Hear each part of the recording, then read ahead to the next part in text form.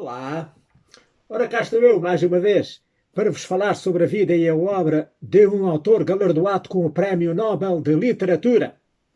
O meu nome é Sebastião Barata e hoje vou falar-vos de V. S. Naipaul, que foi um escritor trinitário e britânico, nascido em Trindade e Tobago em 1932 e falecido em Londres em 2018, que foi galardoado com o Prémio Nobel de Literatura de 2001. V. S. Naipaul nasceu a 17 de agosto de 1932 na plantação de cana-de-açúcar de Chaguanas, situada na ilha de Trindade, a maior das duas ilhas da colónia britânica de Trinidade e Tobago. O seu nome era Vidyadhar Suraiprasad Naipaul e descendia de famílias indianas. Os seus avós tinham emigrado da Índia para as Caraíbas nos finais do século XIX. Nesse tempo, muitas pessoas da Índia, com as suas perspectivas destruídas pela Grande Fome de 1876 a 1878, ou outras calamidades semelhantes, tinham emigrado para zonas distantes do Império Britânico, como Trinidade, Fiji, Guiana e a colónia holandesa do Suriname. Como a escravatura tinha sido abolida desses locais no ano de 1833, havia muita falta de mão de obra. Naipaul era o segundo filho do casal e o primeiro rapaz.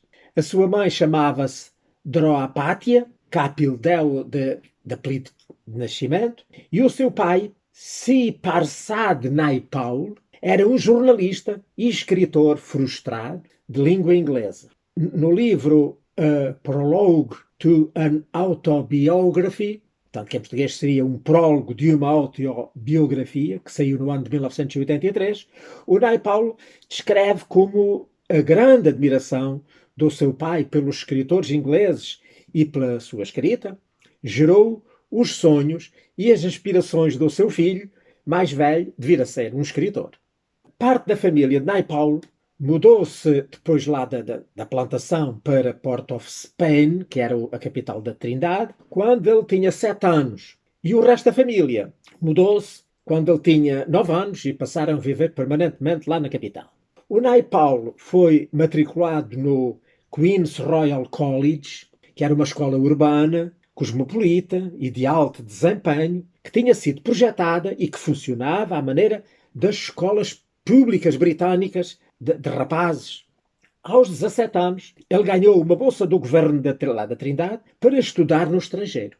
Ele veio a afirmar mais tarde que a bolsa lhe permitia estudar em qualquer assunto, em qualquer instituição de ensino superior na Commonwealth, mas que ele tinha escolhido ir para Oxford para fazer uma licenciatura em inglês.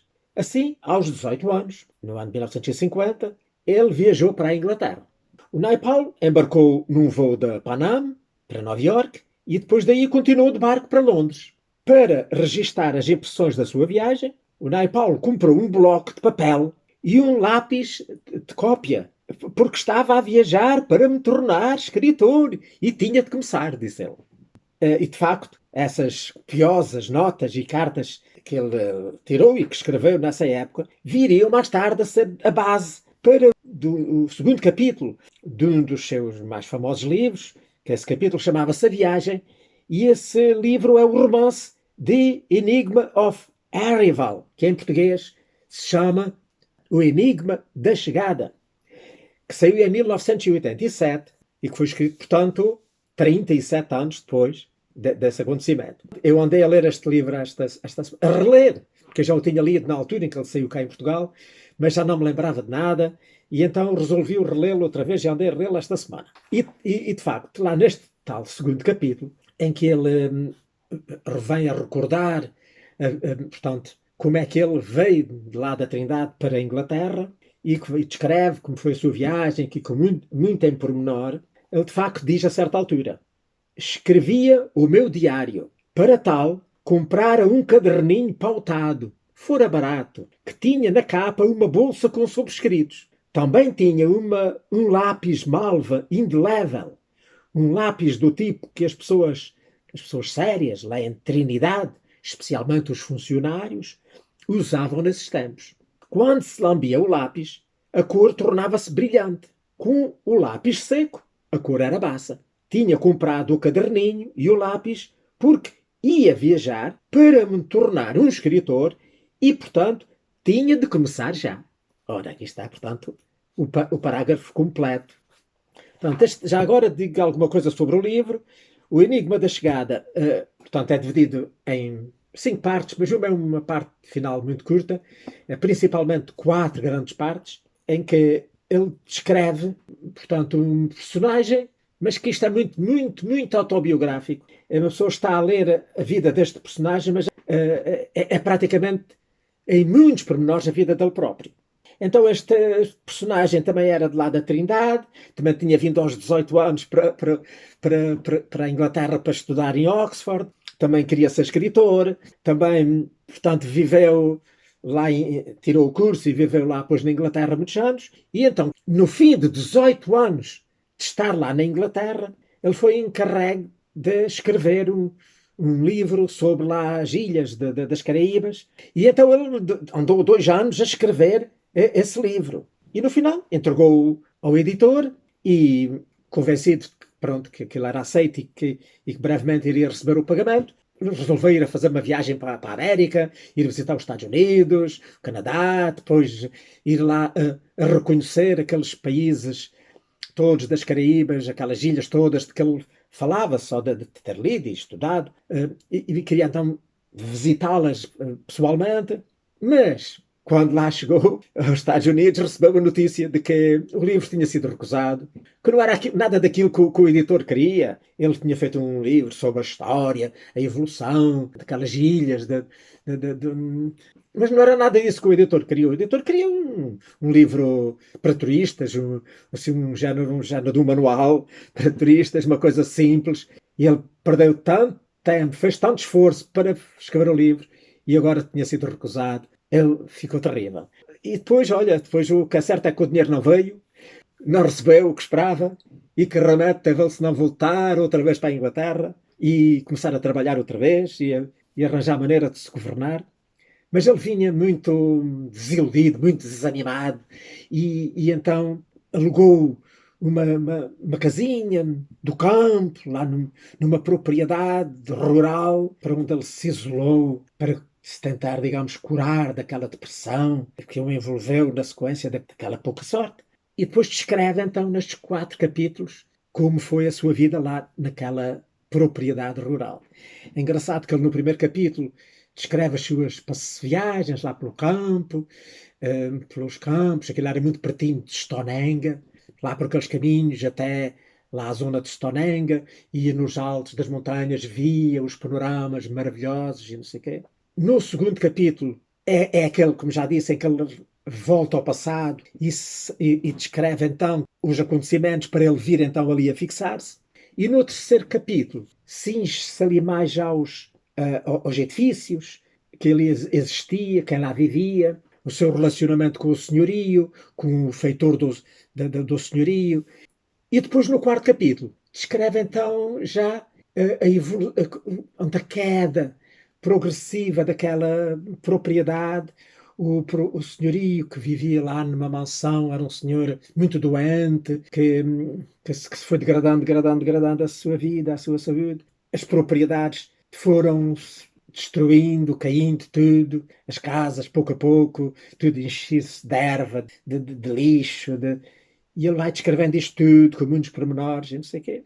Finalmente, diz como ele terminou a sua estadia lá, na sequência daquilo, pronto, ter-se tudo acabado, todos os trabalhadores foram desaparecendo, às tantas morreu o feitor, a mulher do feitor acabou por se ir embora também. Não sabemos se o senhorio lá continuou ainda a viver ou se morreu também, mas isso depois já não fala, porque ele mudou-se para outra propriedade ali mais adiante, onde comprou lá uma casinha, e assim termina o livro. Um livro muito interessante, um romance muito autobiográfico e que vale a pena de facto ler.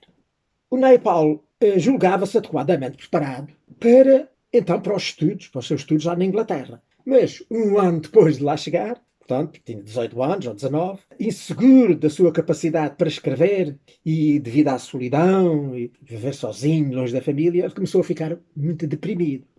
E no final de março de 1952, então em face disso, começaram a ser feitos planos para, quando chegasse até ao fim do ano letivo, não é? Em julho, no verão, regressava-se lá à Trindade e pronto, interrompia o curso.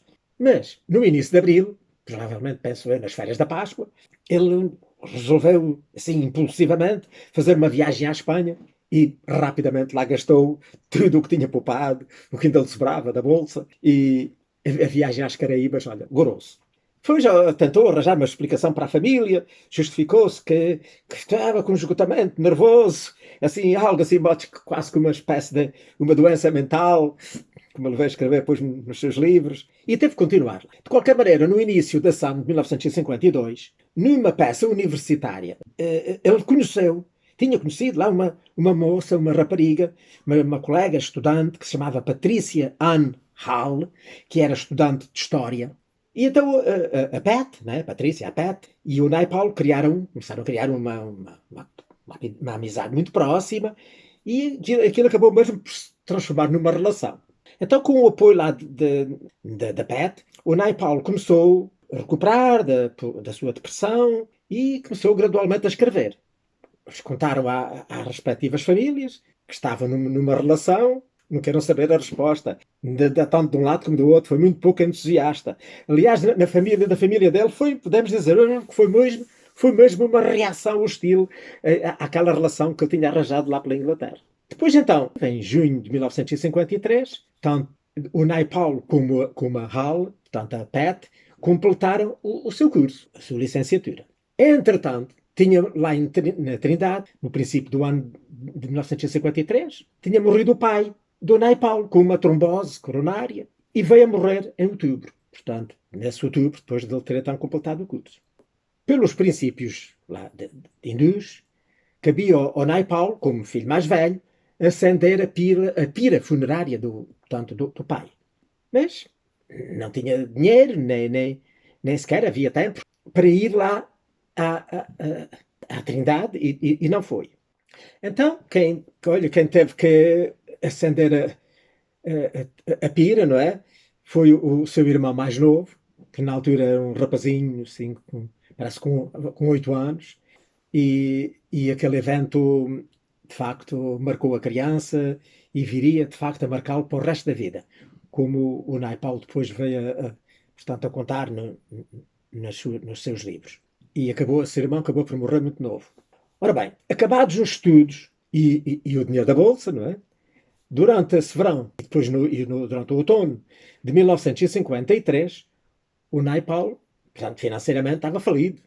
As suas perspectivas de emprego naqueles anos do pós-guerra britânico eram praticamente impossíveis e os seus pedidos de emprego enviados tanto para o estrangeiro eram sucessivamente e repetidamente rejeitados. Ele teve que socorrer de trabalhos ocasionais, pediu dinheiro lá à PET, pediu também lá para a sua família, lá para a Trindade, e então resolveu matricular-se numa pós-graduação lá em Oxford, em literatura inglesa. Em dezembro desse ano de 1953, ele falhou o primeiro exame, depois foi ao segundo exame e fez o exame escrito em fevereiro de 1954, mas quando foi fazer a defesa oral, né, aquilo não correu nada bem, e pronto, olha, falhou fazer o curso de literatura inglesa, né, ou digamos o mestrado, e com isso, portanto, acabaram todas as suas esperanças dele vir a receber apoios, a ganhar mais alguma bolsa ou assim, e de poder continuar a estudar lá em Oxford. Então, nessa altura, o Naipaul mudou-se para Londres, muito contrariado, e teve que aceitar o abrigo lá no apartamento de um primo, que não tinha forma de vida. A Pat, essa tinha continuado a estudar, tinha ganho uma bolsa de estudos para a Universidade de Birmingham, e então ela, nessa altura, deixou a casa dos pais e arranjou lá um apartamento, um alojamento lá em Birmingham. E então o Naipaul podia lá ir visitá-la ao seu apartamento. Então, durante o ano de 1954, o Naipaul continuava a exibir comportamentos até mesmo desagradáveis, que tiravam a paciência a quem vivia mesmo ao lado dele. Refugiava-se na doença, depois quando lhe ofereciam ajuda ele recusava. Enfim, começou a ficar cada vez mais dependente da Pat, mas ela manteve-se-lhe sempre leal, oferecia dinheiro, ajudava-o, dava-lhe conselhos práticos, encorajava-o e orientava-o. Depois, finalmente, nos finais de 1954, mais provavelmente em dezembro, apareceu um emprego, o primeiro emprego remunerado para Naipaul. Um tal de Henry Swansea, que era produtor de um programa semanal da BBC, que se chamava o Caribbean Voices, tanto que seria em português as Vozes do Caribe, ofereceu lá ao Naipaul um contrato de 3 meses, renovável, como apresentador lá do programa, na BBC. O Naipaul acabou por ficar e esteve nesse trabalho, que era um trabalho parcial, não é? Durante 4 anos, não ganhava assim muito, não é? E a Pat continuou a ser o principal ganha-pão do casal, não é? Em janeiro de 1955, o Naipaul então mudou-se para um pequeno apartamento em Kilburn e ele e a Patrícia casaram. Mas não informaram as famílias nem os amigos. Os seus únicos convidados de casamento foram as 2 testemunhas exigidas pela lei. Então, a Pat, entretanto, mesmo já casados, continuava a viver lá em Birmingham e vinha então à casa do Naipaul nos fins de semana, a passar os fins de semana com ele. Lá na BBC, o Naipaul apresentava lá o programa, que era uma vez por semana, e escrevia críticas a livros, e assim, que publicava, que lia lá no programa, quando fazia entrevistas. E, entretanto, começou a frequentar o velho hotel Langham, onde ele se encontrava com escritores e com aspirantes a escritores, freelancers, lá caribenhos, como ele, lá numa pequena sala do hotel. E isso, de facto, proporcionava-lhes camaradagem e companheirismo e ajudava-os a todos.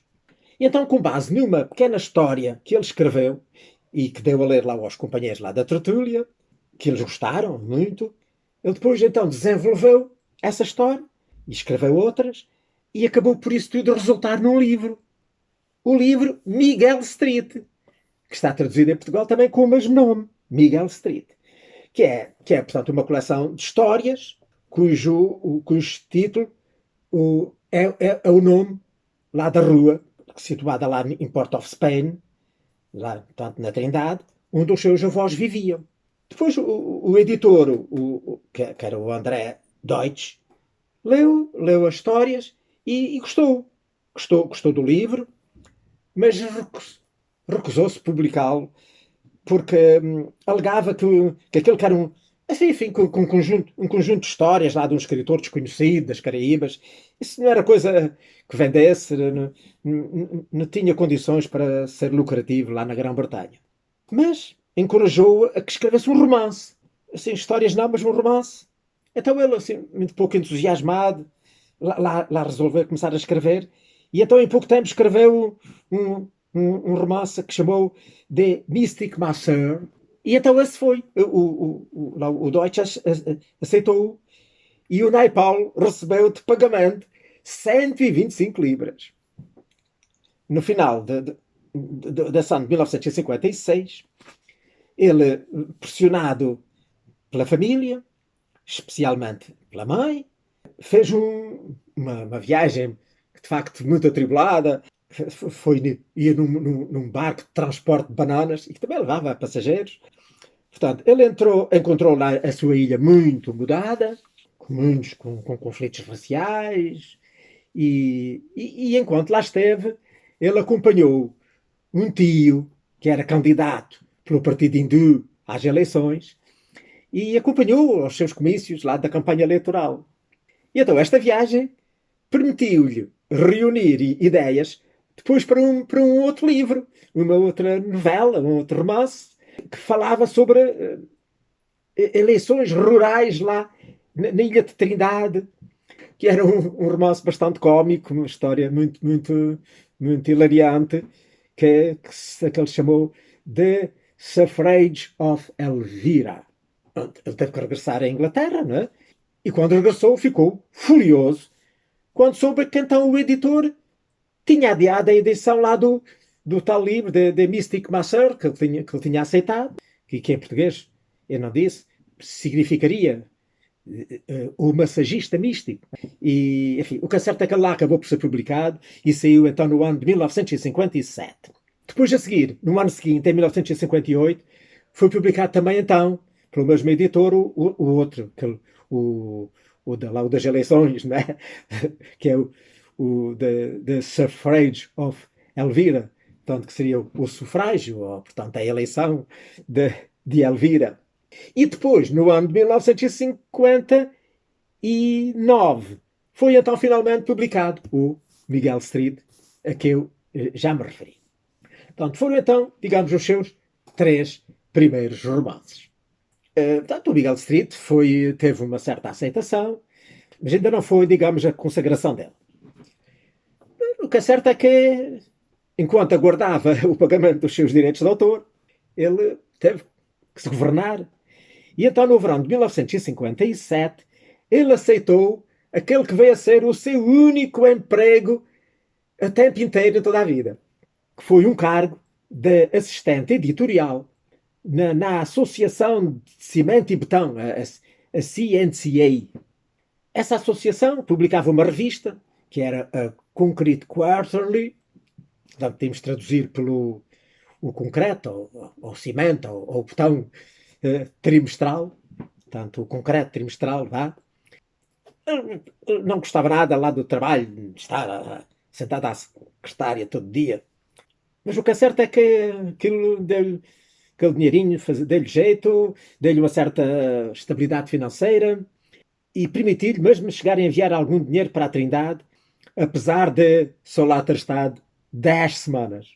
Depois essa tal CNCA viria mais tarde a ser o cenário do escritório que aparece num romance do Naipaul que ele escreveu mais tarde, que se chamou o Mr. Stone and the Knight's Companion, que em português seria o Sr. Stone e o Companheiro do Cavaleiro, em 1963, e que eu julgo que também não está editado em Portugal.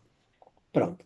Entretanto, o Naipaul publicou então o seu primeiro grande sucesso, que foi A House for Mr. Beeswax, que está traduzido em Portugal, e muito bem, que é Uma Casa para Mr. Beeswax, e que saiu no ano de 1961.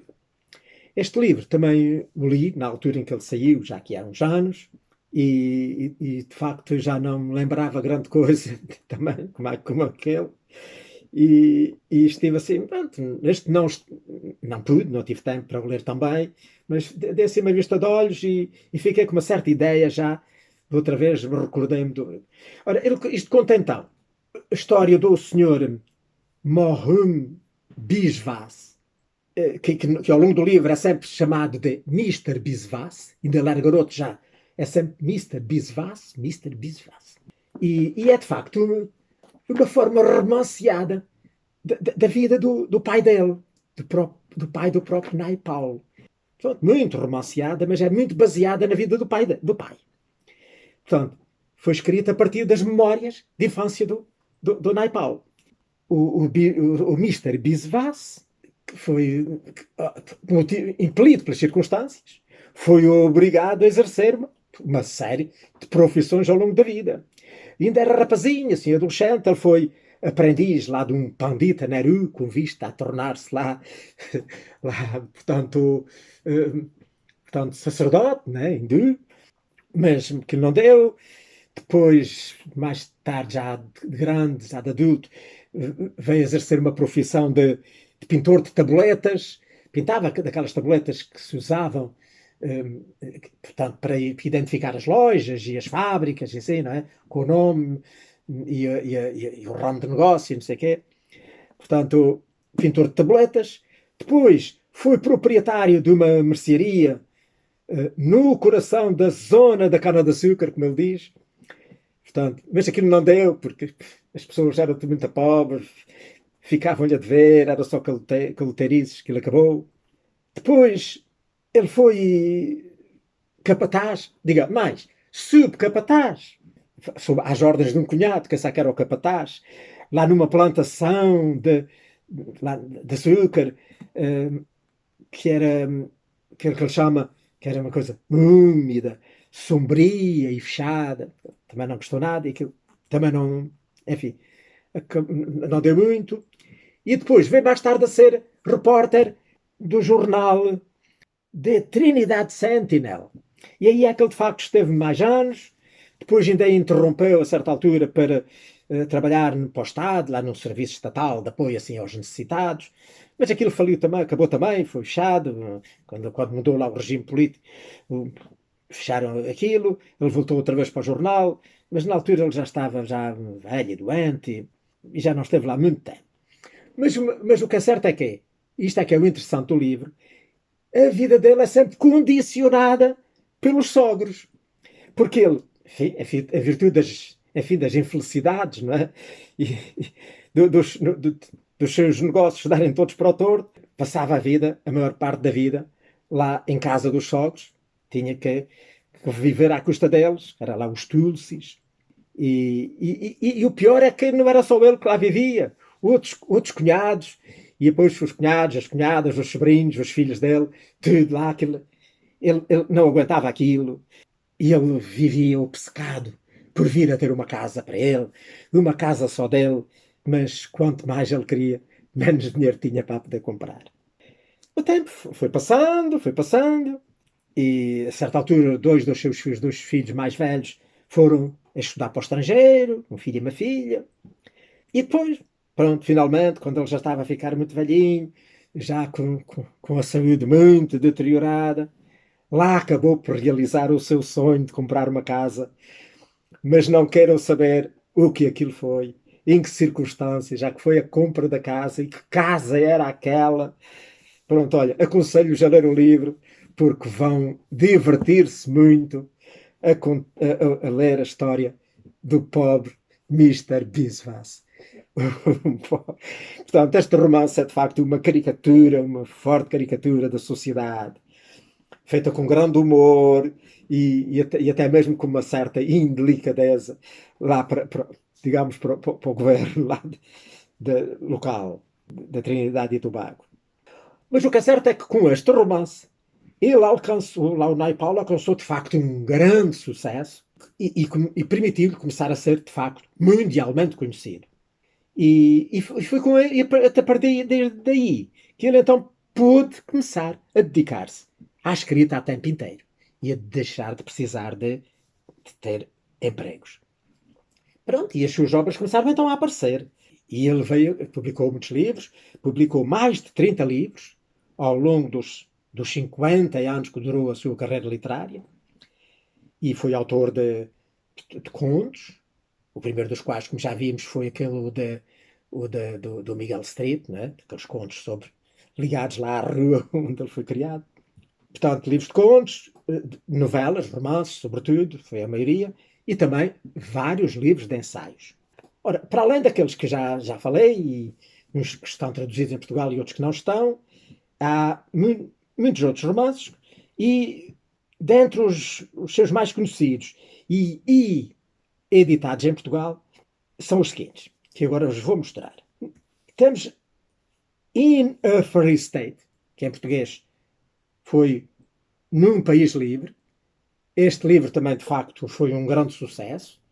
Ganhou o Booker na Sun, quando ele saiu, e, portanto, foi um livro muito famoso que saiu, portanto, no ano de 1971.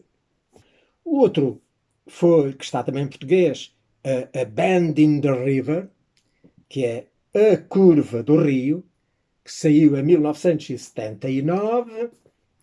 Depois temos A Way in the World, que em português é Um Caminho no Mundo, que saiu em 1994.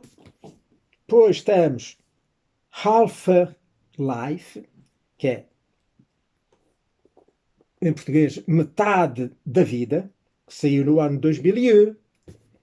E de romances, só temos em Portugal mais um, que é este Magic Seeds, portanto, As Sementes Mágicas em português.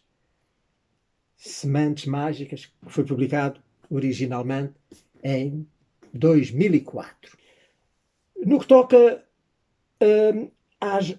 aos ensaios, portanto, digamos, os mais conhecidos, os seus principais ensaios foram Among the Believers, An Islamic Journey, que seria traduzido em português, mas que penso não está traduzido. Podíamos traduzir por Entre os Crentes, uma Jornada Islâmica, que saiu no ano de 1981. Outro, que também não está traduzido, que é Homeless by Choice, portanto, sem casa por opção, ou sem abrigo por opção, que saiu no ano de 1992. E então dois que de facto esses então estão publicados em Portugal, que um é o Beyond Belief, Islamic Excursions Among the Converted People, que é em português Para Além da Crença, Digressões Islâmicas entre os Povos Convertidos, que saiu no ano de 1998. São ensaios que falam sobre o islamismo em países que eram não árabes até essa altura, nomeadamente a Indonésia, o Irão, o Paquistão, a Malásia, e portanto, e como depois o desencontro e as dificuldades resultantes da cultura local, depois contra digamos, as leis, as regras do islamismo. O outro que está também editado em Portugal, que chama no original The Mask of Africa, Glimpses of African Belief, que é, em português, A Máscara de África, Vislumbres da Crença Africana, que isto foi na sequência de uma viagem que ele fez portanto, à África, e que, aliás, ele refere ali no Enigma da Chegada, a certa altura, que ele diz que, enquanto vivia lá nessa tal casa rural, de vez em quando, ele viveu alguns 10 anos, fazia viagens, né? Periodicamente, saía para ir viajar, e uma delas foi lá à África, onde recolher material, certamente para este livro. Fala do Ghana, da Nigéria, da Costa do Marfim, e depois termina na África do Sul. Portanto, de uma viagem dele através da África. E agora, gostava de vos falar de uma outra curiosidade sobre a sua vida pessoal. Portanto, o Naipaul, como já vimos, viajou muito por vários lados ao longo da sua vida.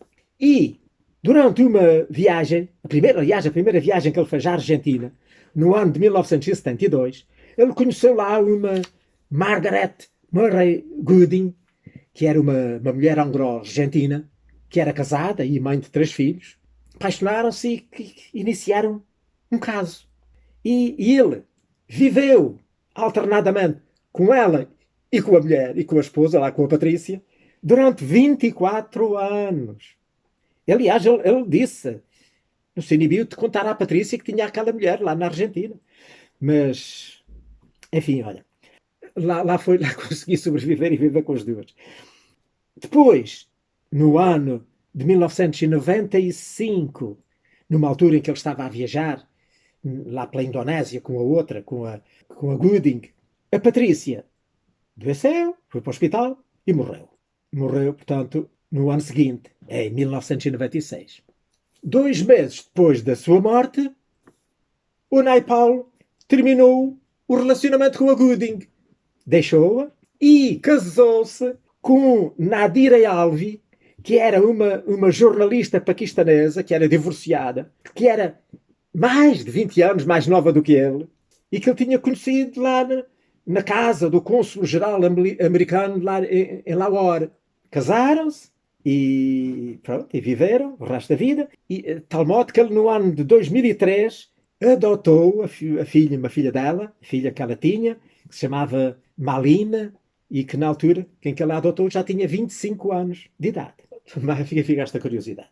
Portanto, fizeram parte da vida do Naipaul diferentes culturas, como já vimos, umas mais presentes do que outras, pelo que ele nunca se sentiu inteiramente ligado a nenhuma delas, quer às suas raízes hindus, da sua família, originária lá da Índia, quer à do seu país de origem, portanto lá a Trindade, nas Caraíbas, quer aos valores enfim, do país de Ossão, a Inglaterra.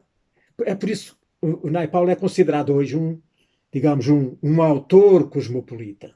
Fizeram parte da vida do Naipaul diferentes culturas, como já vimos, e as suas obras refletem, portanto, todas estas circunstâncias, estas culturas, estes modos de vida, dos modos de vida de cada povo, que ele foi conhecendo ao longo das suas viagens pelo mundo, as suas próprias experiências, pessoais, como já vimos em alguns dos livros, poucos livros que eu falei, e tudo isto junto com uma profunda análise e reflexão acerca dos países do terceiro mundo e dos países em desenvolvimento. Portanto, o Naipaul recebeu vários prémios, entre os quais destacam o Booker Prize, de 1971, como já vimos, atribuído àquele livro de que falei, o Num País Livre. Ganhou o prémio Jerusalém em 1983 e no ano de 1989 recebeu a Trinity Cross, a maior honra nacional lá da Trinidade e Tobago. Recebeu na Inglaterra, lá no Reino Unido, o título de Sir no ano de 1989 e depois foi condecorado lá pela rainha como cavaleiro no ano de 1990. E no ano de 2001 recebeu o Prémio Nobel de Literatura, razão pela qual eu falo aqui dele, dizendo o Comitê Nobel, por ter uma narrativa perceptiva unida e um escrutínio incorruptível em obras que nos obrigam a ver a presença de histórias suprimidas. Portanto, chamemos-lhe assim, Sir Vidyadhar Surai Prasad Naipaul, literariamente V.S. Naipaul, morreu na sua casa em Londres no dia 11 de agosto de 2018, poucos dias antes de completar 86 anos de idade. E já agora outra curiosidade relacionada essa comigo. Morreu no dia em que eu fazia anos, no dia em que eu fiz 72 anos de idade. Pronto, olha, era o que me oferecia dizer sobre o V.S. Naipaul. Espero que tenham gostado de mais esta apresentação de um autor Nobel. E se tiver vida e saúde, e a vida me permitir, para a semana, cá estarei de novo para vos falar de outro autor galardoado com o Prémio Nobel de Literatura. Passem muito bem!